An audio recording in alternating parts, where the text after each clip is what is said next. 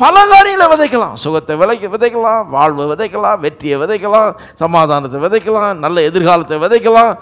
இப்படி ஒரு 1000 ஏக்கர் வச்சிருக்கிறவன் 20 விதமான காரியங்களை விளைவிக்கிறது போல இந்த இருதயத்தில் நூற்றுக்கணக்கான காரியங்களை விளைவிக்கலாம். ஆராதிப்பே ஆராதிப்பே முழு உள்ளத்தோடு உம்மை ஆராதிப்பே அதிசயரே மாவல்லவரே மகிமைக்கு நீ பாத்திரரே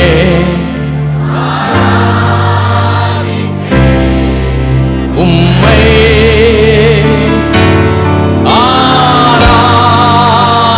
ஆராதிப்பேன் உம்மை ஆராதிப்பேன்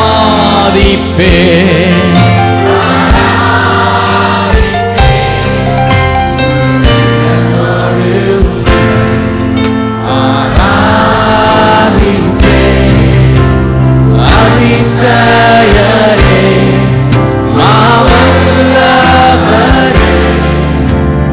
மகிமைக்கு நீ பாத்திரரே ஆராதிப்பேன் உம்மை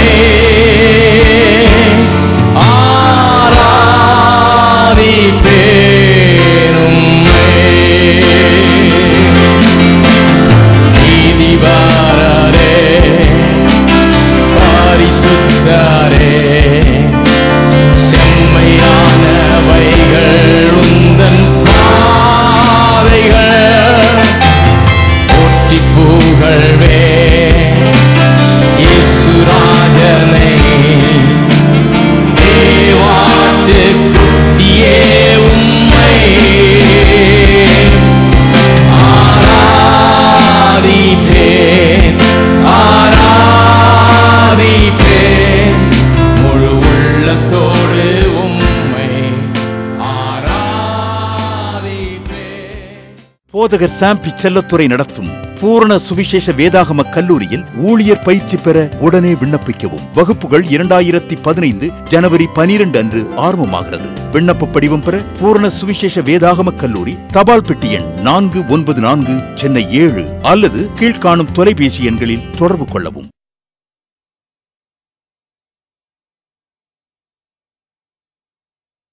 வாயை திறந்து நான் வார்த்தைகளை வசனத்தை சொல்லும் போது என்னுடைய இருதயத்துக்குள்ள விதைக்கிறேன். தேவனுடைய ராஜ்யம் இப்படி தான் வேலை செய்கிறது. விதைச்சு விளையிறது தான் கிறிஸ்தவ வாழ்க்கை. எல்லா நல்ல காரியமே வாழ்க்கையில் எப்படி நடக்க முடியும்? விதைச்சு தான் விளையணும். எல்லா கெட்ட காரியம் எப்படி நடந்துக்கிட்டு இருக்குது? இருதயத்தில் வார்த்தையினால் விதைச்சு தான் கெட்ட காரியமும் நடந்துக்கிட்டு இருக்குது. வாழ்க்கையே இப்படி தான். தேவனுடைய ராஜ்யத்தை இங்கே வச்சுட்டார். இங்கே இருக்குது தேவனுடைய ராஜ்யம். இந்த ராஜ்யம் இப்படி தான் வேலை செய்யுது. விதைக்கணும். நான் வசனத்தை சொல்ல வேண்டியது ரொம்ப முக்கியம். ஏன் கர்த்தருடைய வார்த்தையை அறிக்கை செய்கிறது முக்கியம்னா, விதைக்காமல் என் வாழ்க்கையில் எதுவும் விளைய போகிறது கிடையாது. இங்கே 1000 படிக்கலாம், நான் 1000 வாசிக்கலாம், 6000 வாக்குத்தத்தங்கள் இருக்கிறாங்க, எல்லாத்தையும் படிக்கலாம், நல்லது. எல்லாத்தையும் எழுதி மாட்டலாம் செவ்வறு முழுக்க, நல்லது. ஏன்னா கண்ணில் பார்க்க முடியுது இல்லையா? ஆனால் வாயால் நான் சொல்லலைன்னா என் இருதயத்துக்குள்ள அது விதைக்கப்பட முடியாது. விதைக்கப்பட ஒரு விவசாயி கூட பாருங்கள், இதை நல்லா புரிஞ்சு வச்சுருக்கிறான். விவசாயம் என்ன விஞ்ஞானியா? விஞ்ஞானிக்கும் விவசாயிக்கும் பெரிய வித்தியாசம் இருக்குது இல்லையா? அவன் படிப்பே இல்லாத ஆளாக இருப்பான். நான் நிறைய நேரத்தில் பள்ளிக்கூடம் கூட போயிருக்க மாட்டான் அவன் சாதாரண விவசாயி. ஆனால் 100 ஏக்கரை வச்சு ஓஹோன்னு நல்லா பண்ணிகிட்டு இருப்பான். ஏன்னா அவனுக்கு ஒரு சின்ன விஷயத்தை புரிஞ்சுக்கிறான். ஒரு பிரின்சிபல், கடவுள் ஏற்படுத்தின ஒரு பிரின்சிபல். இந்த விதையை விதைச்சி சின்ன வேலைங்க தண்ணி பாய்ச்சி கரெக்டாக பாதுகாத்து சில உரம் போட்டு சின்ன காரியங்கள் எதுக்கு போடுறோன்னு அவனுக்கு தெரியாது, என்ன நடக்குதுன்னு அவனுக்கு தெரியாது. அவனை விஞ்ஞானியாக விளக்கி சொல்ல முடியாது உங்களுக்கு. பூமி கடியில் என்ன நடக்குது, எப்படி அது ஜெர்மினேட் ஆகுது, என்ன நடக்குது, விஞ்ஞான ரீதியாக அவனுக்கு ஒரு விளக்கம் கொடுக்க தெரியாது. ஆனால் சின்ன ஐட்டம் புரிஞ்சு வச்சுக்கிறான். விதையை போடணும், இது இப்படி விதைக்கணும், வச்ச பிறகு இப்படி தண்ணி பாய்ச்சணும், இத்தனை நாளைக்கு பிறகு உரம் போடணும், இவ்வளோ நாளைக்கு பிறகு இது விளையும், இப்படி அறுக்கணும், எல்லாம் புரிஞ்சு வச்சுருக்கான் பாருங்கள். சில முக்கியமான காரியங்களை புரிஞ்சு வச்சுருக்கேன். நான் என்ன சொல்கிறேன், கிறிஸ்தவர்கள் ஒருவேளை எல்லா விவரமும் தெரியாமல் இருக்கலாம், ஆனால் இந்த கடவுளுடைய பிரின்சிபல் இப்படி தான் வேலை செய்யுது. வசனத்தை எடுத்து நான் இருதயத்தில் விதைக்கணும், விதைச்சாதான் நடக்கும்ன்றதை புரிஞ்சுக்கணும். ஹலோ, நம்ம படிக்காமல் இருக்கலாம், பெரிய ஞானம் இல்லாமல் இருக்கலாம், பெரிய அறிவு இல்லாமல் இருக்கலாம், பெரிய புஸ்தகத்தை படித்து விளங்கி கொள்ள முடியாமல் இருக்கலாம். ஆனால் எத்தனை பேருக்கு இன்றைக்கி நான் சொல்கிறது விளங்குது? இங்கே எல்லாம் படித்தவங்க தான், இங்கே யாரும் அப்படிப்பட்ட ஆள்லாம் கிடையாது. ஒரு வேளை இருக்கலாம் கொஞ்சம் பேர். நான் சொல்கிறேன், சுத்தமாக படிப்பு அறிவே இல்லாத ஆளு கூட இது விளங்கும். நிலத்தில் விதையை விதைச்சா எப்படி விளையுதோ அதுபோல் இந்த வார்த்தை எடுத்திய உள்ளத்தில் சொல்லுவதன் மூலமாக விதைத்தேன் என்று சொன்னால் நிச்சயமாக விளையும். எத்தனை பேர் கிறிஸ்தவ வாழ்க்கையை வாழ முடியும்பா? இது ஒன்றும் பெரிய ராக்கெட் சயின்ஸ் இல்லை, இது ஒன்றும் கஷ்டமான பிரசங்கம் கிடையாது. இயேசுவை போதிக்கிறார், அது அவர் சொன்ன வார்த்தைகள் தான் இதெல்லாம். மார்க் 4:26-29 இயேசு சொன்ன வார்த்தைகள். அவர் சொல்லித்தர்றார் ஜனங்களுக்கு. இது ரொம்ப சிம்பிள், இப்படி பண்ணு வரும்ன்றார். தானாய் விளையும், உனக்கே தெரியாத விதமாய். தெரியணும்னு அவசியம் கிடையாது உனக்கு, அது வரும். ஏன்னா அது வேலை செய்யுது. எப்படி விதை நிலத்தில் போய் சயின்டிஃபிக்காக வேலை செய்யுது, அதுபோல் இந்த வார்த்தை உள்ளே போய் ஆவிக்குரிய ரீதியில் வேலை செய்து தேவன் சொல்லுகிற காரியம் இல்லை. விதை எதை பெருக்குது? விதையில் என்ன இருக்குது? தக்காளி விதை, அந்த தக்காளியை பெருக்குது. அதுபோல் தேவனுடைய வார்த்தை சொல்லுகிற அந்த சுகத்தை, சொல்லுகிற வெற்றியை, அது சொல்லுகிற வாழ்வை உங்கள் இருதயத்திலிருந்து அது பிறப்பித்து கொடுக்கும் உங்களுக்கு. எத்தனை பேருக்கு வழங்குது? சரி, அப்போ ஒரு விவசாயி கூட சிம்பிளாக புரிஞ்சுக்கிறார். அதுபோல் சிம்பிளாக புரிஞ்சுங்க. பெரிய விளக்கங்கள் புரியலனா கூட இதை புரிஞ்சுங்க. வசனத்தை எடுத்து வாயால் சொல்லி தான் விதைக்கணும். அப்போ தான் என் இருதயமாகிய நிலத்துக்குள்ளே போகும். போனால் தான் அது விளையும். அதில் என்னன்னா, நாம தான் விதைக்கணும், இன்னொரு ஆள் விதைக்க முடியாது. நாம தான்.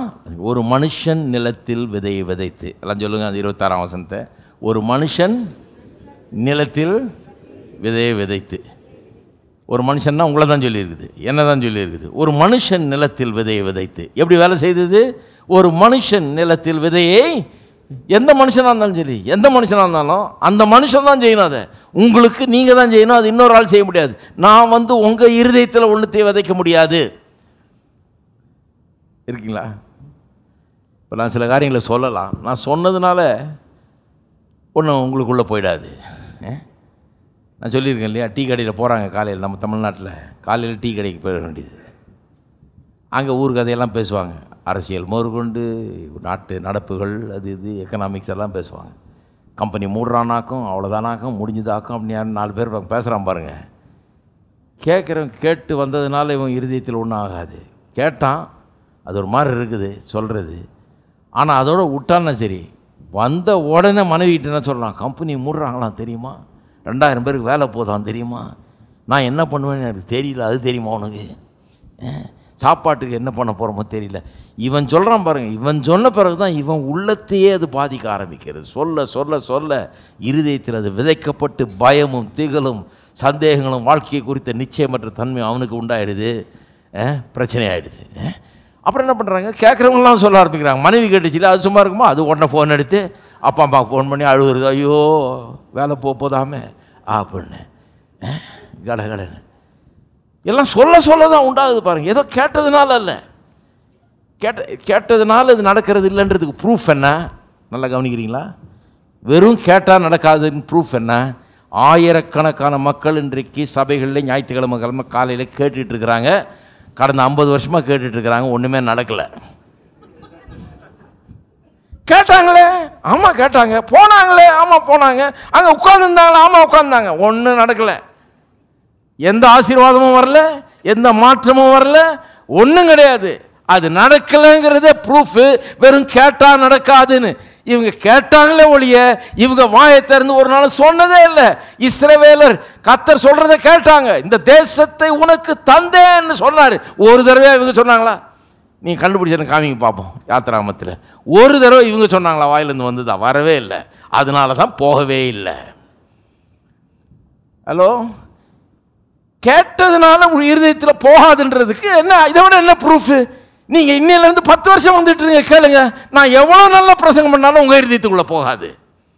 ஹலோ, என்னையா இப்படி சொல்லிட்டீங்க? ஆமாம், நீங்கள் இன்னும் 10 வருஷம் கேட்டாலும் போகாது. கேட்டதை எடுத்துகிட்டு போய் வாயை திறந்து சொல்ல ஆரம்பித்து சுகத்தையும் வெற்றியும் வாழ்வையும் பேச ஆரம்பித்து உச்சரிக்க ஆரம்பிச்சிங்கன்னா எவ்வளோ ஆழமாக போகும் பாருங்கள். ஆளே மாறிடுவீங்க. ஏன் கேட்குறோம்? புரிந்து கொள்றதுக்காக கேட்குறோம். இதை சத்தியத்தை காண்றதுக்காக கேட்குறோம் ஒழிய கேட்டதுனால ஒன்றும் உள்ளே போயிடாது. அது புரிந்து கொள்வது ரொம்ப முக்கியம் பாருங்கள். அதுக்கு நம்ம கேட்குறோம். ஆனால் வாயில் சொன்னால் தான் இருதயத்துக்குள்ளே போகும். நிறைய கேட்குற கிறிஸ்தவங்க லட்சக்கணக்கில் கோடிக்கணக்கில் உலகம் முழுக்க இருக்காங்க, ஒன்றும் நடக்கல அவங்க வாழ்க்கையில். அவங்களுக்கெல்லாம் என்ன ஒருத்தன் சிலருடைய வாழ்க்கையை கத்தர் செய்கிறார், அவருக்கு செய்கிறாரு, எனக்கு செய்யலை. ஏன் அவர் என்ன மாமனா மச்சானா கத்தருக்கு? எதுக்கு அவருக்கு செய்கிறாரு? எதுக்கு? ஏன் உங்களுக்கு ஏன் செய்யலை? நீங்கள் என்ன அவருக்கு என்ன விரோதமான ஆளா? உங்கள் மேலே பிடிக்கலையா அவருக்கு? விதைச்சா விளைய போகுது, அவ்வளோதான். நிலத்தில் விதையை போடணுமே, தண்ணி பாய்ச்சணுமே, உரம் போடணுமே, போட்டால் செய்ய நடக்க போகுது. அதுதான் சொல்கிறாரு. ஆனால் போடவே மாட்டேங்கிறாங்களே யாரும். போடுறத சொன்னால் என்ன சொல்கிறாங்க? அது நூதன உபதேசம், இப்போது ரீசெண்டாக வந்துருக்குது. இல்லை, இந்த சாம் செல்லுதர பிரசங்கம் பண்ணுறாரு, அவர் இப்படியெல்லாம் சொல்கிறாரு, அறிக்கை செய்யணும்னு சொல்கிறாரு. அட கடவுளை, நீங்கள் தான் விதைக்கணும். எல்லாம் சொல்லுங்கள், நான் தான் விதைக்க வேண்டும். பக்கத்தில் இருக்க ஆளை பார்த்து சொல்லுங்கள், நீங்கள் தான் விதைக்கணும். உங்கள் வாயால் கர்த்தருடைய வார்த்தையை சொன்னாதான் உங்கள் இருதயத்துக்குள்ளே போகும். ஒருத்தர் சொல்கிறாரு, எங்கள் வீட்டிலையா என் மனைவி தான் ஜெபம் உபவாசம், என் மனைவி தான் பைபிளை வாசிக்கிறது எல்லாம். என் மனைவி டிபார்ட்மெண்ட் அது. எனக்கு இதுக்கெல்லாம் டைம் இல்லை பாருங்கள். என் மனைவி டிபார்ட்மெண்ட்டாக விட்டுட்டேன், ஒய்ஃப் டிபார்ட்மெண்ட் அந்தமாக செய்கிறாங்கலாம். எங்களுக்காக ஜெபம் பண்ணுறாங்க, எங்களுக்காக உபவாசம் பண்ணுறாங்க, எங்களுக்காக அவங்களே பைபிளை வாசிடுறாங்க, எங்களுக்காக எல்லாம் பண்ணிடுறாங்க. அது மாதிரி இருக்கிற ஆள் என்ன சொல்லுவார்? என்னால் அதை வாயத்தரன்னு சொல்லிட்டு அறிக்கை செய்துனா இருக்க, என் மனைவி சொல்லிடுவா, மனைவி நல்லா இருப்பா. ஏன்னா அந்த இருதயம் வேறு. அவங்க நிலத்தில் விளையும், அவங்களுக்கு விளையும், அவங்களுக்கு நடக்கும். உங்களுக்கு நடக்குமா? அவரவர் சொல்லுங்க. ஒரு மனுஷன் நிலத்தில் விதையை விதைத்து எந்த மனுஷன் விதைக்கிறானோ அவனுக்கு தானே விளையும். பாருங்க, எனக்கு நிலம் இருக்குது, 10 ஏக்கர் இருக்குது, நான் விதைக்கிறேன், பக்கத்து வீட்டுக்காரனுக்கு விளையும். இந்த மனுஷன் இந்த நிலத்தில் வச்சதுனால இங்கே தான் விளையும், அவன் எதிர் வீட்டுக்காரனுக்கு விளையாது. அவன் அங்கே அவன் விதைக்கிறான், பார்க்கலாம். நீ நான் விதைச்சாரு விளையுது, நானும் பண்ண போகிறேன்னு இப்போ பண்ணலாம், விளையும். ஆனால் அவன் பண்ணணும், அவன் நிலத்தில் அவன் விதைச்சாதான் அவனுக்கு விளையும். அதனால் நான் சொல்கிறேன், சிலர் இப்படி இருக்கிறாங்க பாருங்கள். சிலர் மனைவியை வச்சுருக்கிறாங்க, மனைவி டிபார்ட்மெண்ட் ஆகிட்டாங்க. அதை அந்தம்மா ஜெபம் பண்ணி, அந்தம்மா உபவாசம் பண்ணி, பைபிள் வாசித்து, அந்தம்மா அறிக்கை செய்து, அந்தம்மா எல்லாம் பண்ணி, புருஷன் ஒன்றுமே பண்ணுறதில்ல. வர்றாரு போகிறாரு, அவ்வளோதான். அவர் வர்றவர் போகிறவராக தான் இருப்பார் கடைசி வரைக்கும், வேற ஒன்றும் இருக்காது. விளங்க மாட்டேங்குது. நிலத்தில் விதை ஒரு மனுஷன் நிலத்தில் விதை விதைத்து, ஒரு மனுஷன் நிலத்தில் விதை, அந்த மனுஷன் விதைக்கணும், வேறு விதமாக நடக்கவே நடக்காது. சரி, எதுக்கு அறிக்கை செய்கிறோம்? நான் அறிக்கை செய்யும்போதெல்லாம் ஞாபகம் வச்சுங்க, வசனத்தை அறிக்கை செய்யும்போதெல்லாம் நான் என்ன பண்ணுறேன்? நிலத்தில் விதையை விதைக்கிறேன். வாயை திறந்து அவருடைய தழும்புகளால் நான் சுகமானேன்னு சொல்லும் போதெல்லாம் என்ன பண்ணுறேன்? இந்த இருதயமாகிய நிலத்தில் என்ன பண்ணிகிட்டு இருக்கிறேன்? விதையை. யார் என்ன சொல்கிறாங்க பற்றி கவலைப்படாது, அவங்க பண்ணுற கிண்டல்லாம் பற்றி கவலைப்படாது, நீங்கள் சொல்லிட்டு இருங்க. அவங்களுக்காக சொல்கிறீங்க, நீங்கள் சொல்லுங்கள். என் இருதயத்தில் நான் என் நிலத்தில் விதையை விதைக்க நான் இருக்க போகிறேன். அவருக்கு என்ன வந்தது? நான் இந்த பலனை அனுபவிக்க போகிறேன், காண போகிறேன், நான் அந்த வெற்றியை எடுக்க போகிறேன். நான் நிலத்தில் விதையை விதைக்கிறேன். ரெண்டாவது, வாயின் அறிக்கை ஏன் முக்கியம்னா, நாவின் அறிக்கை ஏன் முக்கியம்னா, நான் வசனத்தை எடுத்து என் வாயால் உச்சரிக்கும் போது, பேசும்போது எனக்குள்ள விசுவாசம் வருகிறது. It causes faith to come in to me. அது அறிக்கை செய்கிறதுனா பாருங்கள், நல்லா கவனிங்க. இப்போ சிலர் ஏதோ நான் ஒரு தடவை சொல்லிட்டேயா, அவ்வளோதான், அன்றைக்கி கேட்டேன் சத்தியத்தை உடனே சொல்லிட்டேன், அவ்வளோதான். அப்படி இல்லை. சிலர் நினைக்கிறாங்க நான் தான் வச்சுட்டேனே அப்படின்னு நினைக்கிறாங்க. கிடையாது. பாருங்கள், இருதயம்ங்கிறது ஒரு வாஸ்ட் லேண்டு மாதிரி. வாஸ்ட் லேண்ட்னா ஏராளமான லேண்ட் இருக்கிற மாதிரி. சரி, பார்த்துருக்கீங்களா நீங்கள்? ஆஸ்திரேலியாலாம் போய் பாருங்கள். ஒரு ஆள் எனக்கு தெரிஞ்ச ஃப்ரெண்டு ஒரு ஆஸ்திரேலியாவில் ஒரு தடவை ரொம்ப வருஷத்துக்கு முன்னாடி நான் பிரசங்கம் பண்ணிருந்தேன் பாருங்கள். ஒரு இடத்துல போயிட்டு அந்த மனுஷன் சொல்கிறார், அந்த பிரசங்கியார், அங்கே எல்லாம் பெருசு பெருசாக இருக்குது, லேண்டெல்லாம் பெருசு பெருசாக இருக்குது, ஆளுங்க ரொம்ப குறைவு. நம்ம ஊரில் 14 மில்லியன் ஒரு வருஷத்துக்கு இன்க்ரீஸ் ஆகுதுங்க. 14 மில்லியன் இன்க்ரீஸ் வரும். அப்போ நான் சொல்லி 25 வருஷத்துக்கு முன்னால் போனேன் நான். 14 மில்லியன் அப்போ கணக்குப்படி நம்ம நாட்டில் இன்க்ரீஸ் ஆகுது ஒரு வருஷமும் பாப்புலேஷன். அவங்க ஊரில் மொத்த பாப்புலேஷனே 14 மில்லியன் தான். ஆனால் நாடு நம்மளை காட்டிலும் நிலப்பரப்பு பார்த்தீங்கன்னா 3-4 மடங்கு பெருசு. அவ்வளோ பெரிய நாடு பாருங்கள். எங்கே போனால் மைல் 200 மைல் காரை ஓட்டு போனீங்கன்னா ஒன்றுமே இருக்காது ரெண்டு பக்கமும். உங்களுக்கே சந்தேகமான பூமியில் தான் இருக்கிறோமா இல்லை நிலவுக்கு எங்கேயாவது வந்துட்டோமா நம்ம? ஒன்றும் கிடையாது பாருங்கள். அப்படியே 2 பக்கமும் அப்படியே வெச்சோடி கிடக்கும். ஒன்றுமே பயமாயிடும் நமக்கு ஒரு மாதிரி. என்னடா இதுன்னு 200 மைல் வந்துட்டு இருக்கிறேன், 3-4 மணி நேரமாக வந்துட்டு இருக்கேன், ஒன்றுமே காணணும். அந்த மாதிரி ஒரு ஊர் பாருங்கள். அப்போ அவர் சொல்கிறாரு, நீங்கள் அவர்கிட்ட நான் சொல்லிட்டு இருந்தேன் எவ்வளோ பெருசாக இருக்குது எல்லாம் அப்படின்னா, ஒருத்தருக்கு எவ்வளோ லேண்ட். அவர் சொன்னார் ஒருத்தரும் 1000கணக்கான ஏக்கர் வச்சுருக்கிறாங்க லேண்டு. அங்கெல்லாம் அந்த ஹெக்டேர்ஸில் தான் அளக்குறாங்க லேண்டு. ஏக்கர்லாம் ரொம்ப சின்ன ஐட்டம் அங்கே, ரொம்ப சில்லறை இது மாதிரி 1/2 கிரவுண்டு மாதிரி. அங்கே நம்ம ஊர் 1/2 கிரவுண்டு ஹெக்டேர்ஸில் தான் அளக்குறாங்களாம் லேண்டை. ஏன்னா ஒருத்தரும் 2000 ஏக்கர் 3000 ஏக்கர் அப்படி வச்சுருக்கிறாங்க. அவர் சொல்கிறாரு, இதெல்லாம் ஒன்றும் இல்லைங்க, நீ வீடு பெருத்து இது லேண்டு நிலப்பரப்பு ரொம்ப பெருசாக இருக்குன்றீங்க, ஒரு வீட்டுக்கும் இவ்வளோ லேண்டு வச்சுருக்காங்களேன்னு. அவர் சொல்கிறார், நான் ஒரு வீட்டில் இருந்தேன், அந்த வீட்டிலேருந்து வீட்டுக்கு முன்னால் அங்கெல்லாம் மெயில் பாக்ஸ் முன்னால் வச்சுருப்பாங்க பாருங்கள், கதவுக்கிட்ட போஸ்ட்மேன் வந்து போட்டு போகிற மாதிரி அந்த கேட்டுக்கிட்ட வச்சுருப்பாங்க ஃப்ரண்ட் கேட்டில். இவர் வீட்டுக்கும் அவர் கேட்டுக்கும் எவ்வளோ தூரம் தெரியுமா? 35 கிலோமீட்டர். போய் போஸ்ட் என்னன்னு பார்த்து எடுத்துகிட்டு வரணும்னா கார் எடுத்துகிட்டு போய் காரை ஓட்டு போகணும். ஓட்டு போய் 35 கிலோமீட்டர் ஓட்டு போய் எடுத்துகிட்டு வரணும் போஸ்ட்டை. எனக்கு நம்பவே முடியல. சொல்கிறார், அப்படி ஒரு வீட்டில் இருந்தேன் நான். அதெல்லாம் ரொம்ப சகஜங்க இங்கே, இப்படி தான் வாழ்க்கை இங்கே அப்படின்றார். அப்போ நான் என்ன சொல்கிறேன், எதுக்கு சொல்கிறேன்னா, இந்த நிலப்பரப்பே அவ்வளோ பெருசாக இருக்குது. இருதயம் என்கிறது பறந்து விரிந்து ஏராளமாய் உங்களுக்கு விளைவிக்கக்கூடிய அப்படிப்பட்ட ஏராளமான நிலம் போல் இங்கே இருக்கிறது. இதில் வந்து ஒரு 300 ஏக்கர் வச்சுருக்கான்னு வைங்க, 10 ஏக்கர் வச்சுட்டு நான் வச்சுட்டேன் அப்படின்னு சொல்ல மாட்டான். இன்னும் 290 இருக்குதே, எல்லா இடத்துலையும் விதைக்கணுமே, விதைச்சிக்கிட்டே இருக்கிறான். ஸோ எது சொல்ல வரேன்னா, அந்த அறிக்கை செய்கிறதுன்றது ஒரு கண்டினியூஸ் ப்ராசஸ். இது வந்து தொடர்ந்து செய்ய வேண்டிய ஒரு காரியம். ஏன்னா இந்த நிலம், இந்த இருதயமாகிய நிலம் என்கிறது ஒரு வாஸ்ட் லேண்ட் மாதிரி ஏராளமாக இருக்குது. அந்த அது முழுக்க விதைக்கப்பட வேணும். எவ்வளோ விதைக்கிறீங்களோ அவ்வளவு அறுப்பீங்க. அது மட்டும் இல்லை, பல காரியங்களை விதைக்கலாம். சுகத்தை விதைக்கலாம், வாழ்வை விதைக்கலாம், வெற்றியை விதைக்கலாம், சமாதானத்தை விதைக்கலாம், நல்ல எதிர்காலத்தை விதைக்கலாம். இப்படி ஒரு 1000 ஏக்கர் வச்சிருக்கிறவன் 20 விதமான காரியங்களை விளைவிக்கிறது போல இந்த இருதயத்தில் 100கணக்கான காரியங்களை விளைவிக்கலாம். ஹலோ, இருக்கிறீங்களா? ஏராளமான காரியங்களை, உங்களுடைய வாழ்க்கைக்கு தேவையான அத்தனை காரியங்களையும் விளைவிக்கும்படியாக பறந்து விரிந்து கிடக்கிற ஒரு நிலம் போல 1000கணக்கான ஏக்கர் நிலத்தை காட்டிலும் பெருசாக இந்த இருதயம் வைக்கப்பட்டிருக்கிறது. அதனால தான் நமக்குள்ளே என்ன இருக்குன்றதை தப்பாக எடை போடக்கூடாது. இது நம்ம வைத்தினோண்டு இதுன்னு நினச்சிக்கக்கூடாது. பெரிய காரியங்கள் இதன் மூலமாக நடக்க முடியும். கடவுள் மனுஷனுடைய இருதயத்தை அப்படி வச்சுட்டார், அப்படிப்பட்ட ஒரு நிலமாக வச்சுட்டார். விதைக்க விதைக்க அது விளைஞ்சிட்டே இருக்கும். 100 விதமான காரியங்களை விதைக்கலாம், விளைஞ்சிட்ருக்கோம். எவ்வளோ விதைக்கிறீங்களோ அவ்வளோ, எதை விதைக்கிறீங்களோ அதை அறுப்பீங்க. வேறு எவ்வளோ விதைக்கிறீங்களோ அவ்வளவு அறுப்பீர்கள் என்பது நிச்சயம். இருக்கிறீங்களா? சரி. அப்போ விசுவாசம் வருது, சொல்ல சொல்ல தான் விசுவாசம் வருது பாருங்கள். தொடர்ந்து நான் சொல்லிகிட்டே இருக்கும்போது விசுவாசம் வருது. விசுவாசம் கேள்வியினால் வரும்னு சொல்லியிருக்கிறது. கேட்டதுனால் வரும்னு சொல்லியிருக்கேன் இல்லையா ஏற்கனவே. என்றைக்கோ கேட்டதுனால அல்ல, இன்றைக்கி வந்து பிரசங்க கேட்டதுனால அல்ல, கேள்வியினால். கேட்டது வந்து ஞாயிற்றுக்கிழமை வந்தப்போ கேட்டீங்க. கேள்வி எப்போ வரும்? நீங்கள் போய் இன்னிலேருந்து சொல்ல போகிறீங்க பாருங்கள், வாயத்திறன்னு சொல்கிறீங்க பாருங்கள், அதுதான் கேள்வி இல்லைங்களா? கோயிலில் வந்து கேட்டுக்கலாம் வசனத்தை, ஆனால் அது பத்தாது. கேள்வியினால் தான் விசுவாசம் வருகிறது. கேள்வினா ஹியரிங், கேட்டுக்கொண்டே இருப்பது. அப்போ எப்போவுமே கேள்விப்பட்டு கொண்டே இருப்பது, எப்போவுமே காதில் கேட்டுக்கொண்டே இருக்கிற எஃபெக்டை யார் உண்டாக்க முடியும்? வெறும் கோயிலுக்கு போய் எப்போவுமே கோயிலே உட்காந்துருக்கிறீங்க, வாரத்துக்கு 1 நாள் கோயிலுக்கு வரீங்க, 2 நாள் வரீங்க, மிஞ்சி போனால். எப்போவுமே கேட்கிறது அப்படிங்கிறது எப்போ நடக்குது? நீங்கள் வாயை திறந்து வசனத்தை சொல்கிறது மூலம் மட்டும்தான் அதை நடக்க முடியும். நல்லா கவனமாக இருங்க. நிறைய பேர் என்ன பண்ணுறது, இது விளங்குறது இல்லை.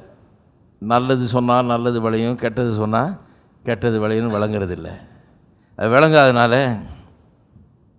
இதுவும் விளங்குறது இல்லை. நல்லதை கேட்டால் நல்லது இருதயத்துக்குள்ளே விதைக்கப்படுகிறது, கெட்டதை கேட்டுட்டு இருந்தால் கெட்டது இருதயத்துக்குள்ளே விதைக்கப்படுகிறது. கர்த்தர் சொல்கிறத கேட்டால் தைரியம் உண்டாகும், தெம்பு உண்டாகும், பலன் உண்டாகும், நல்ல நம்பிக்கை உண்டாகும், எல்லாம் உண்டாகும். கர்த்தர் சொல்கிற காரியங்களை வசனத்தை கேட்டுட்டு இருந்தா, பிசாசு சொல்கிறதெல்லாம் கேட்டுட்டு இருந்தா பயம் உண்டாகும், திகில் உண்டாகும், சந்தேகம் உண்டாகும். ஹலோ, இருக்கீங்களா? யோபு பற்றி வாஸ்து பார்த்துருக்கீங்களா? எப்படி சொல்லியிருக்குதுன்னு, நான் மிகவும் பயந்தது எனக்கு வந்து நேரிட்டது. அவன் பயப்படல, மிகவும் பயந்தான்.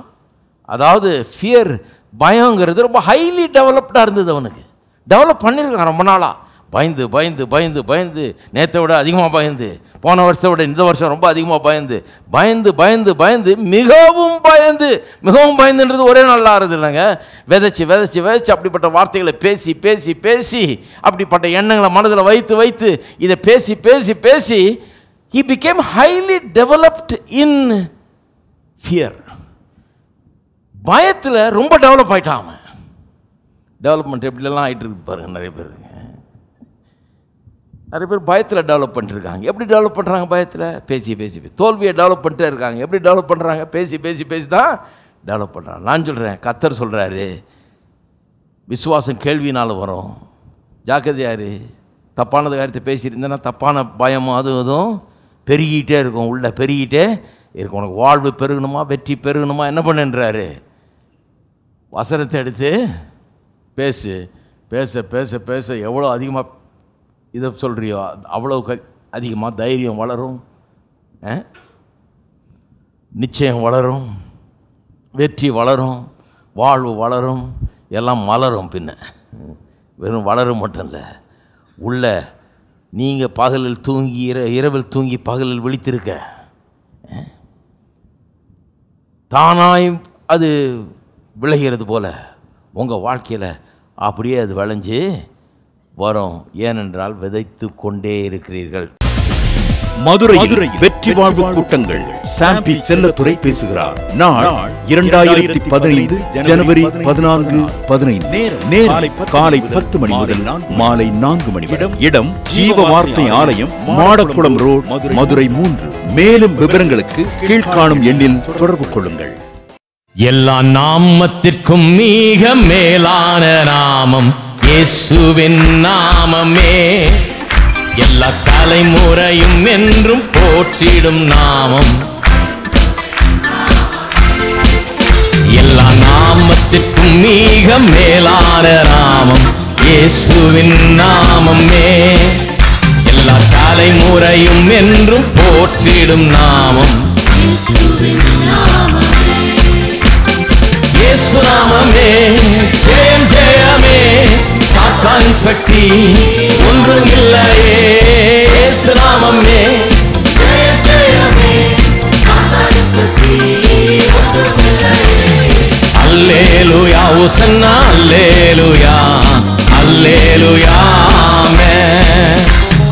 அல்லேலூயா ஹோசன்னா, அல்லேலூயா அல்லேலூயா.